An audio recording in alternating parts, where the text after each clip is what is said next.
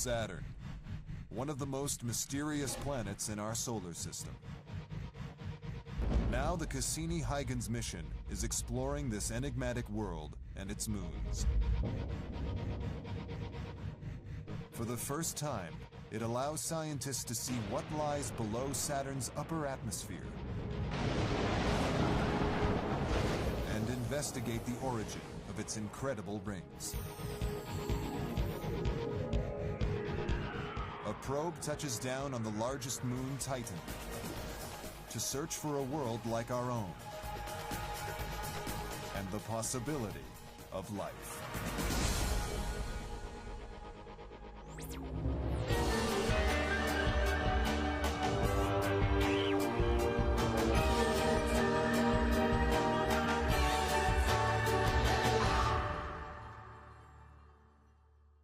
Five, four, 3, 2, 1, and the liftoff of the Cassini spacecraft. 4:43 a.m. October 15th, 1997. An 1,100-ton Titan 4B rocket launches from Cape Canaveral. It carries with it Cassini-Huygens.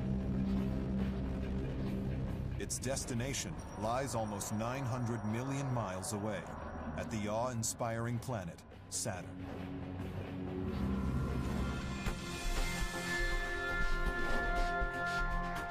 A huge gas giant orbited by at least 60 moons. Saturn is the second largest planet in the solar system, over 750 times more massive than Earth. It's a gassy world without solid surface.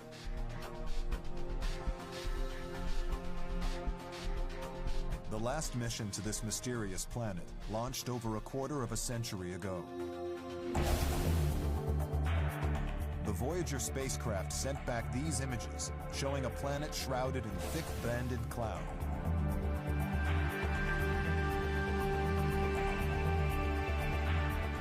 Onboard infrared cameras spot what looks like storm activity beneath the haze. Something big is brewing on Saturn. The problem with Voyager missions is that they were flyby missions. They were one-time snapshots. Voyager can't stop to investigate. Its flight plan is fixed.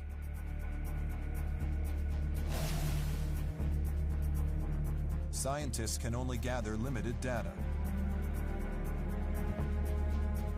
Voyager 1 also skims the atmosphere of Saturn's largest moon, Titan.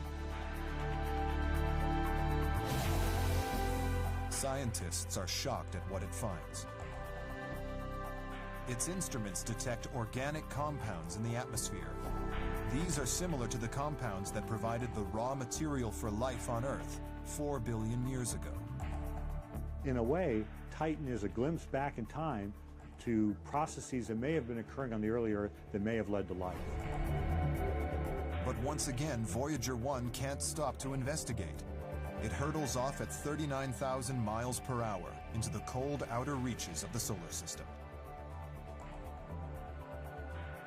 The Voyager mission makes tantalizing discoveries, leaving scientists with more questions than answers. They are determined to return to the mysterious moon and take a closer look. We want to understand our own origins. We want to understand why the Earth came to be the way it is and how life came to develop here. Scientists believe by unlocking some of the secrets within Saturn and its moons, we could learn how our own world developed and how life began. Cassini is one of the most scientifically advanced spacecraft ever launched. It will explore Saturn's atmosphere using an array of high-tech cameras and sensors.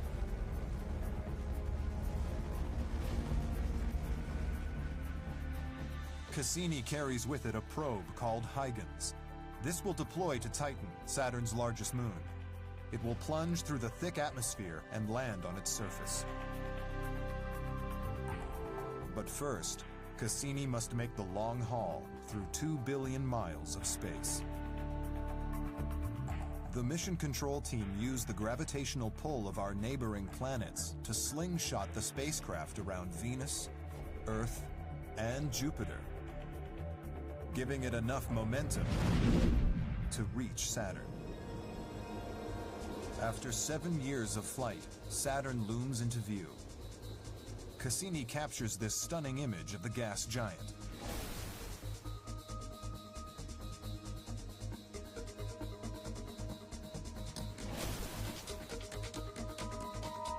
But before it can get close enough to begin its detailed exploration, Cassini must pass through the rings.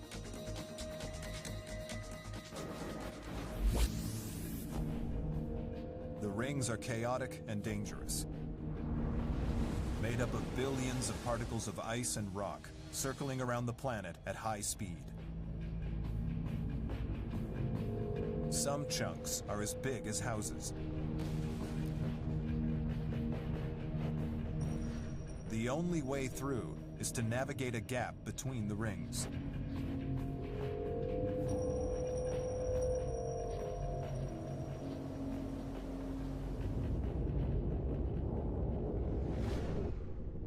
Dr. Jeff Kuzi is in mission control as Cassini approaches the gap.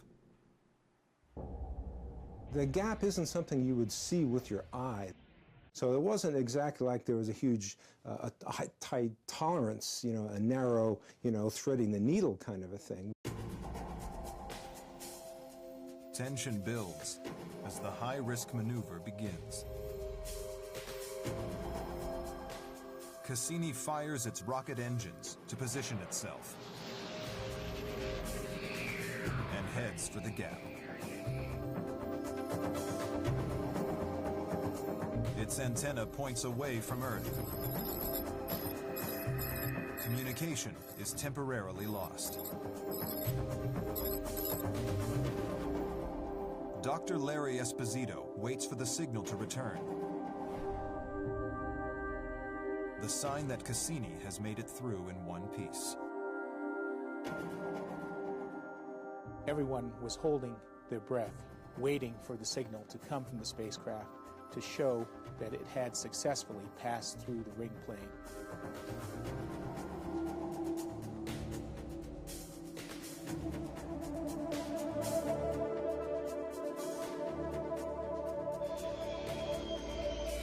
Several hours later, they get the signal. The Doppler has flattened out. Cassini has made it through. Once that happened, the silence ended, broke into cheers, applause. People hopped up, shook each other's hands. Some people hugged each other. It was a great moment of success after decades of planning. For the first time, a spacecraft has entered orbit around a planet in the outer solar system. And for Dr. Tony Del Genio, it's in the perfect position to start exploring this gas giant. The beauty of the Cassini mission is that for the first time, we get to go into orbit around a planet like Saturn, and for years observe it over and over again from different angles, and by putting that together over this long period of time, finally some of the secrets start to be revealed to us. The first task is to explore what lies beneath Saturn's thick upper atmosphere.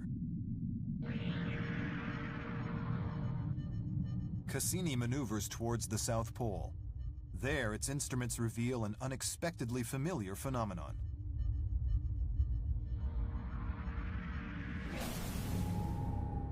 A monster hurricane-like vortex. This actual image clearly shows the storm and its scale. This feature is more than 1,000 miles across, so many times the size of a real hurricane on Earth. And what you're seeing is a sequence of images showing the clouds rotating around the South Pole. This is the first hurricane-like storm ever detected on any planet other than Earth. Like hurricanes on Earth, it has an eye circled by a gigantic column of cloud. but this one towers 45 miles high. Around it, winds rage at 350 miles an hour. Cassini's cameras zero in on the high-altitude clouds in the upper reaches of the eye wall. Temperatures here are minus 167 degrees Fahrenheit. The pictures capture what must be a flurry of ice crystals.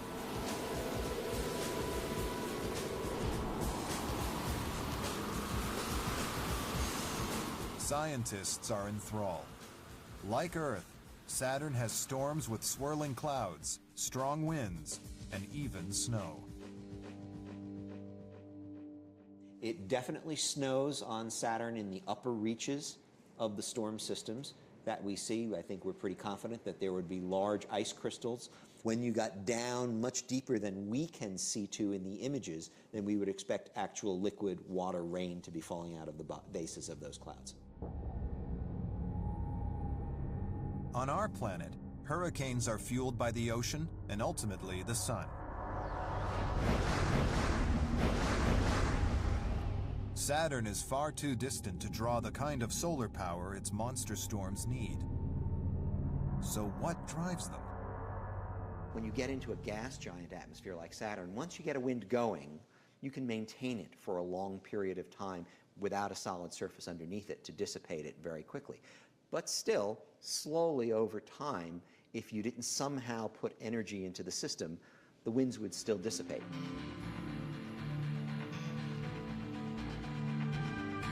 Now scientists investigate the theory that the energy for the storms comes from deep inside the planet. It's a theory they've never been able to prove.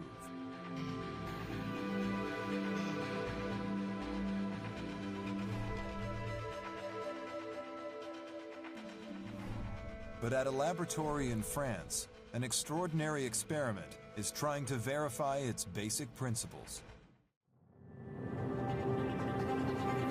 Cassini captures these images, showing a monster storm on Saturn.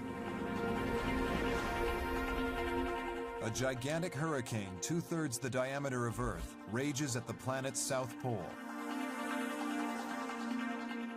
Winds encircle the central eye at over 350 miles an hour. Scientists want to know what fuels these storms.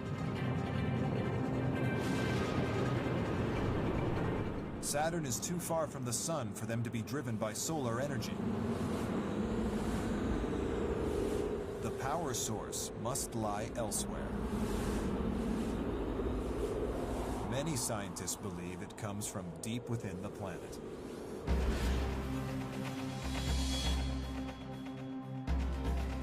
At the Coriolis Laboratory in France, astrophysicist Peter Reed searches for evidence to support the theory. He is using an internal heat source to recreate Saturn's turbulent atmosphere. The overall objective is to try to come up with an understanding of what processes actually drive the winds and organize them into banded structures and into these sets of alternating eastward and westward jet streams on Saturn and the other gas giants. Inside this huge rotating tank is almost 40,000 gallons of fluid. This acts like Saturn's gases.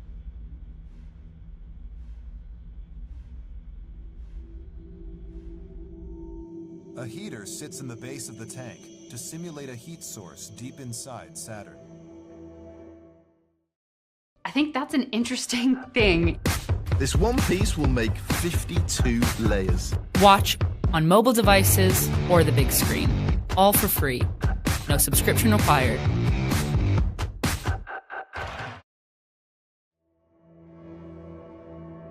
Suspended in the fluid are tiny light-sensitive particles.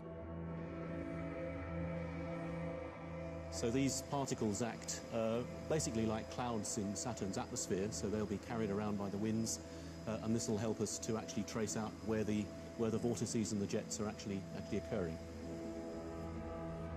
Reed wants to see if currents and vortices develop in the same way they do on Saturn's surface.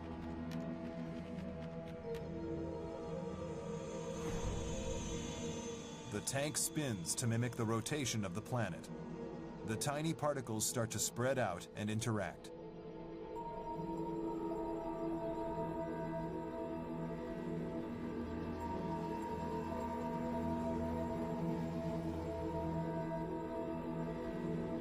Slowly, the particles begin to swirl and create vortices. Okay, so we can see evidence of a jet structure, and then here we can see a very nice rotating structure, which is basically an anticyclonic vortex. Compare these to Saturn's twisting patterns of clouds. The similarities are striking. Reed's experiments suggest that a heat source within Saturn could fuel the raging storms. But what lies in its center that could generate that much heat? The gas giant is approximately 75% hydrogen and 25% helium, with traces of water, methane, and ammonia. Scientists believe that, like Earth, Saturn has a hot core. Earth's internal energy comes from radioactive materials in the core and residual heat from its formation. But here on Saturn, scientists think heat is generated by highly pressurized gases. Deep down in Saturn's atmosphere, the pressure of the gas builds. Near the core, the pressure is several million times higher than on Earth's surface. It's so powerful that the hydrogen and helium gradually turn from gases into strange metallic liquids. If you get deep enough, then the hydrogen and helium become so dense that they don't behave like a gas anymore. They behave more like an electrically conducting metal. This liquid swirls around a rocky core that is roughly the size of Earth. But just as oil and water can't mix, the liquefied metallic elements can't hold together. The heavier helium separates and sinks through the hydrogen. Scientists believe this movement creates friction that generates heat. Cassini is looking for evidence supporting this theory by measuring the precise abundance of helium in the atmosphere. It's already amassed a vast amount of data. There's so much that it will take years to analyze. Scientists hope to find out for certain how Saturn can give out 3 times more heat into space than it receives from the Sun.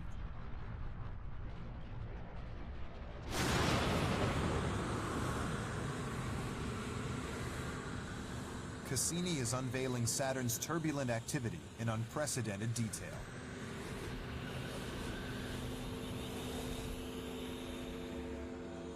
Now its main engines fire, and mission control steer the spacecraft outward to explore one of the greatest mysteries in the solar system: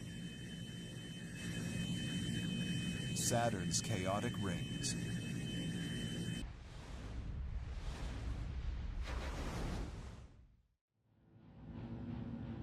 Saturn has the largest and most spectacular rings in the solar system.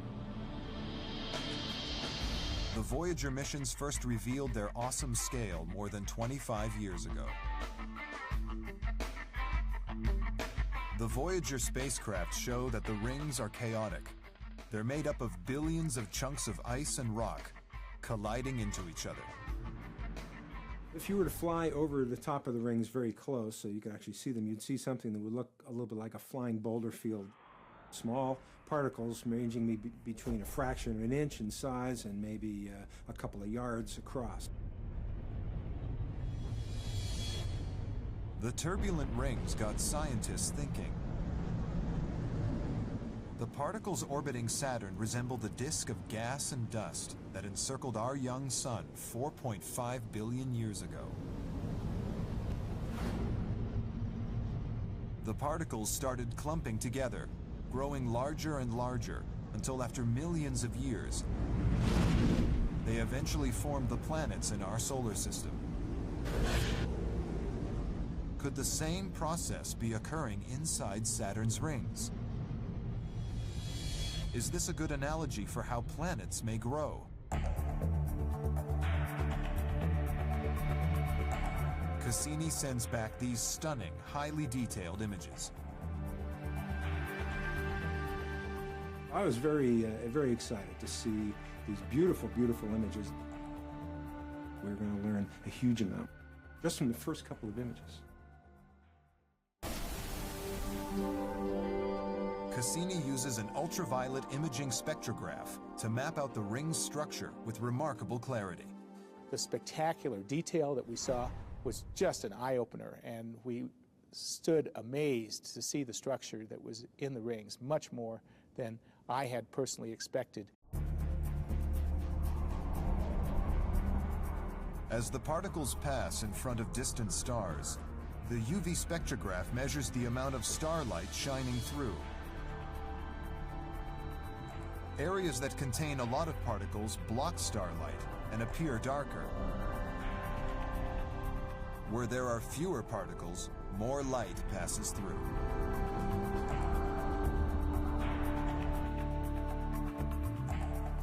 Scientists interpret the darker regions as temporary clumps of ring particles. They are known as moonlets.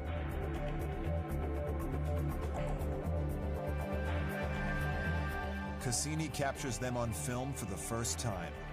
They appear as bright lumps within the rings. These big boulders may very well be nothing but an agglomeration of the smaller ones. And these agglomerations may come and go with time as they bump into each other. They may just fall apart and collapse, and then they may reform by their own gravity and stickiness on the surfaces. Scientists are fascinated by the images. They think this process happened in the early solar system. 4.5 billion years ago, the planets grew from microscopic specks to the size they are today. The interaction between the moonlets and the ring particles is exactly like the interactions between a planet and the dust that's collecting to make that planet grow. Cassini's spectacular images offer new insight into the processes behind the formation of our own world and the entire solar system. But where did all the material that makes up the rings come from?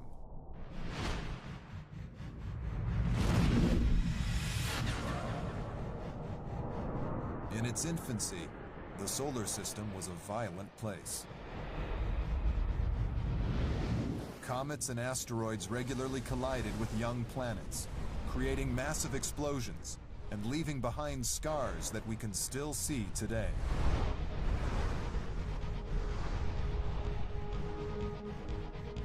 This image, modeled from real data, shows Saturn's tiny moon, Mimas. This giant crater dents its surface, a scar from a gigantic impact. Mimas was lucky. It survived the impact. But scientists think that Saturn could have lost one of its other moons completely, shattered into billions of fragments. Imagine an object coming in that's the mass of a small planet or a big comet coming in. There's a huge amount of energy there. It could actually rubbleize it pretty well.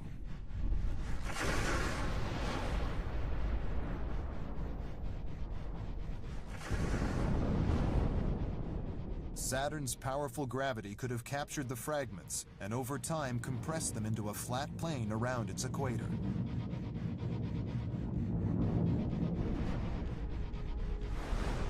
These strange rings may be the result of the solar system's most intense period of planetary bombardment.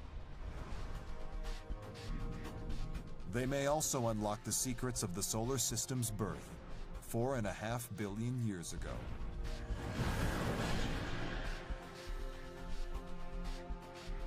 Cassini's next stop provides scientists with another opportunity to step back in time, to a world like Earth before life evolved.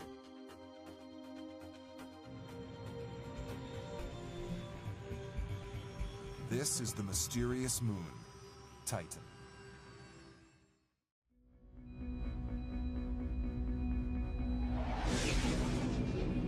Cassini has crossed over 2 billion miles of space to reach Saturn and its moons. It carries with it a secondary space probe called Huygens, designed to land on Titan, one of Saturn's 60 moons. Titan is massive. It weighs almost twice as much as Earth's moon. It's an object that's perplexed scientists for decades. In 1980, Voyager 1 sends back these intriguing images of a world shrouded in a thick orange atmosphere. Analysis reveals that this is mostly made up of nitrogen, just like Earth's. The spacecraft also detects water and traces of organic compounds like ethane and carbon dioxide. Compounds that could provide the raw materials for life.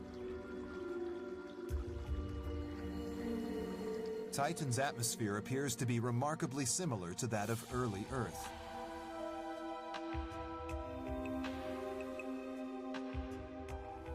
Now Huygens returns to pick up where Voyager left off, to search for signs of life. Dr. Carolyn Porco was a young PhD student on the Voyager missions.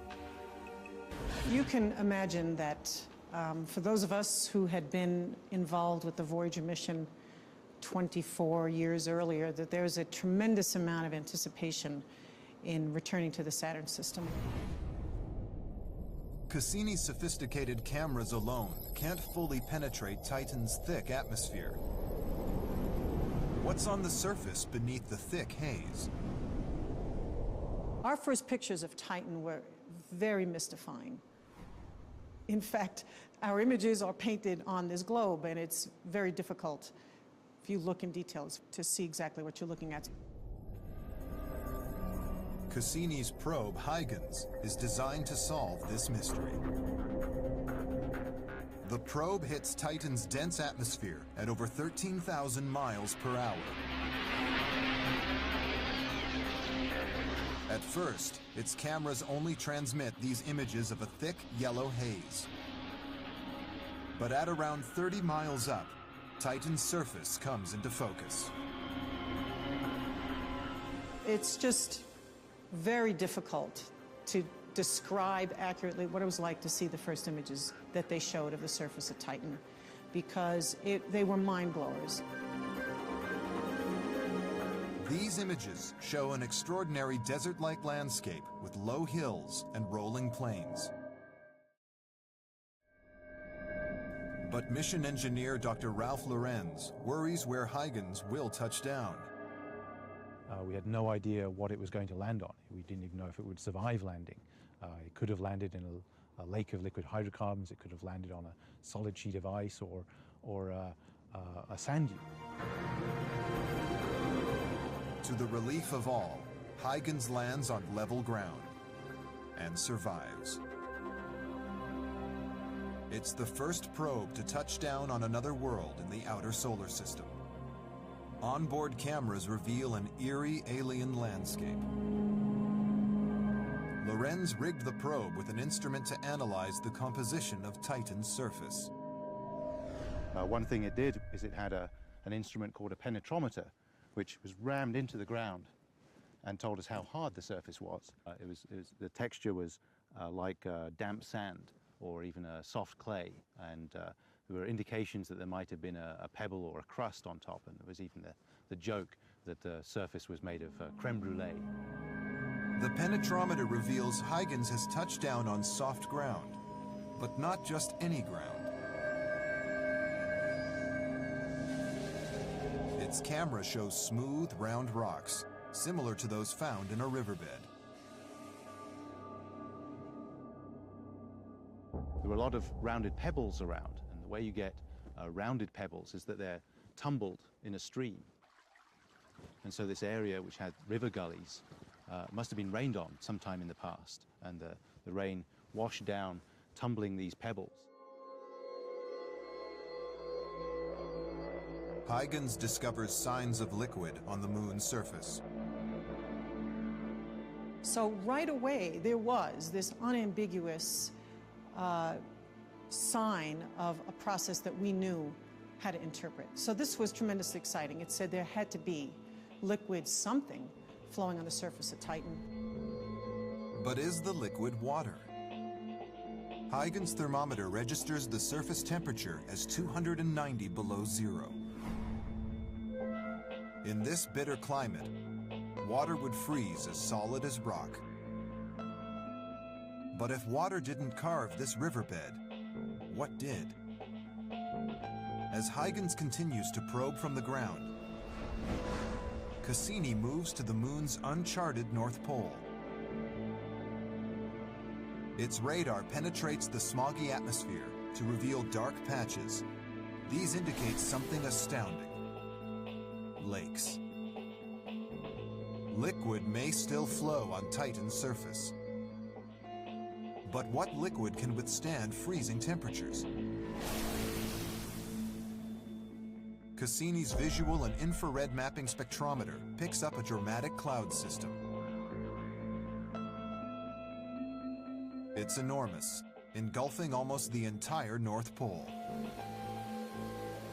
Scientists suspect these clouds could supply the liquid that appears to fill Titan's lakes. Cassini homes in on the clouds and finds they are made of methane.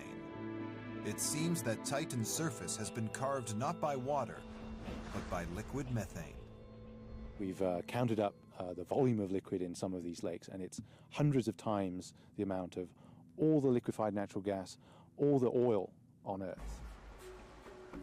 The super cold temperatures on Titan allow methane to exist as a liquid. Any water on this moon is frozen solid. Surface conditions are not conducive to life. But Titan's atmosphere is another story. Scientists focus in on the tiny particles suspended in Titan's atmosphere, first discovered 25 years ago. They are a cocktail of organic molecules, the stuff of life. Molecules like these existed on Earth 4 billion years ago. If scientists can understand how they form on Titan, they can figure out how they developed into life on Earth. Cassini isolates the exact mix of molecules and transmits its findings back to mission control. Astrobiologist Dr. Chris McKay has been trying to recreate Titan's atmosphere in the lab, using the data from Voyager.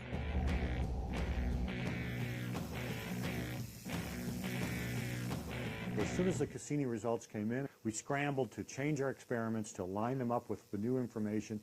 It was like working on a problem for a decade and then finally seeing a glimpse of the answer in the back of the book and realizing, aha, this is the way to go.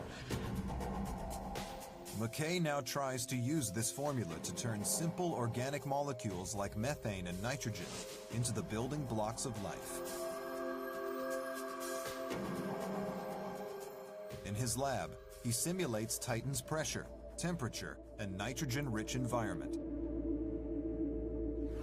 Here is a tank of methane and nitrogen. This is the starting mixture for Titan's atmosphere. It flows through the apparatus into our reaction chamber. So now I'm going to turn on the energy source, and this flow of methane and nitrogen will experience the same kind of energy processes that are going on in Titan's upper atmosphere. Then McKay uses electricity to simulate the sun's ultraviolet radiation. We have Titan in a jar.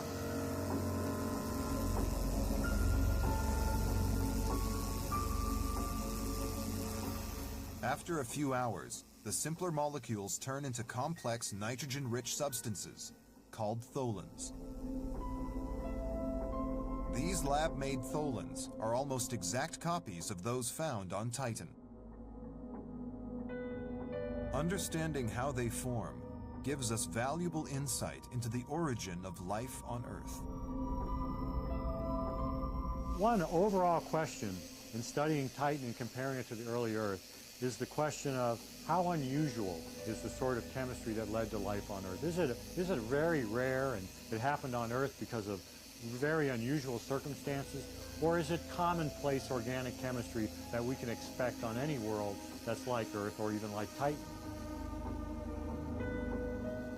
And if we find that there's a common theme, a common way in which this kind of process goes, maybe the steps that lead to life are commonplace, and therefore life is commonplace. The Cassini mission to Titan reveals how life could emerge on other worlds. On the surface, Huygens' batteries die out. Its landing represents one of the great achievements in the history of space exploration. Huygens provided a spectacular view of Titan and returned over 750 images and over 3 hours of data. Cassini abandons Huygens on Titan and heads for another moon, which scientists believe could be its greatest conquest, Enceladus.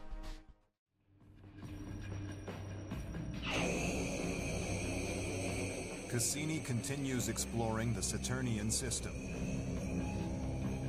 In its sights, the moon Enceladus. Covered in ice, Enceladus is one of the brightest objects in the solar system.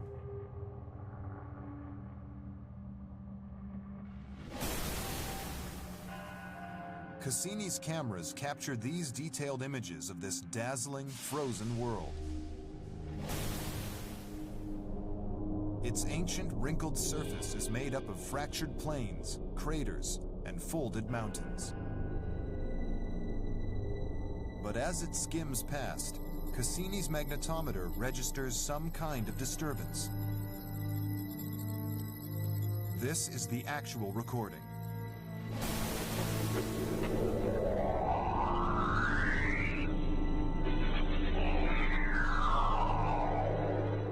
The moon creates fluctuations in Saturn's immense magnetic field. But how?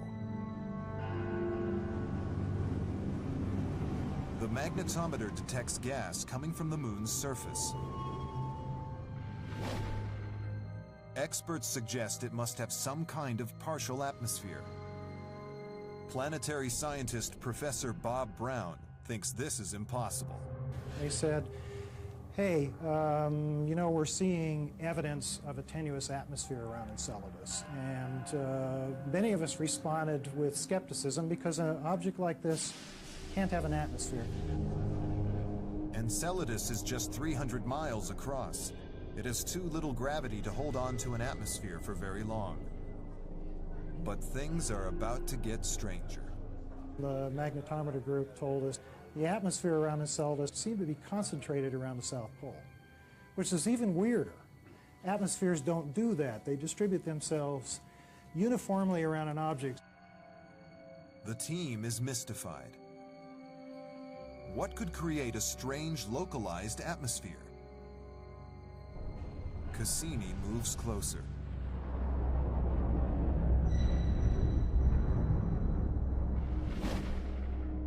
The spacecraft captures this stunning image.